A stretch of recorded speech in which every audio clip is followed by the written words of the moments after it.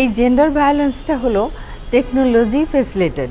তো এই নতুন বিষয়ে যে আমরা জানতে পেরেছি এই ট্রেনিংয়ের মাধ্যমে, এগুলো শুধু আমরা জানলেই হবে না। আমরা এক একজন অ্যাডভোকেট হিসেবে সমাজে আমাদের পরিচিত জনদের মাঝে এবং পরিবারে সবচেয়ে বেশি যেখানে প্রয়োজন, আমরা অনেক সময় অসহায় হয়ে থাকি যে কি করা যায় না যায়, এই বিষয়টা আমরা বুঝতেও পারি না, জানতেও পারি না। তো এইখানে যদি আমরা ভয়েস রেইজ করি, তাহলে আমরা এই সমাজের সব জায়গা থেকে, নিজের ঘর থেকে শুরু করে মানে চারপাশে আমরা যেই মানুষগুলোকে যখন যে বিপদে পড়বে তাকে আমরা সহযোগিতা করতে পারবো। এখান থেকে আমার মনে হয় এই জিনিসটাই শিখেছি সবচেয়ে বেশি কাজে লাগার মতো।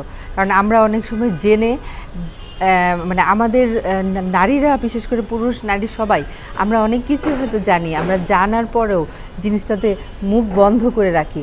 মুখ আমাদের খুলতে হবে, মানুষের জন্য কথা বলতে হবে, মানুষকে জানাতে হবে। এবং এটা শুধু যে নারীর জন্য প্রয়োজন তা নয়, এখানে পুরুষকেও জানানোটা যে কতটা জরুরি এই ট্রেনিং থেকে আমি শিখেছি।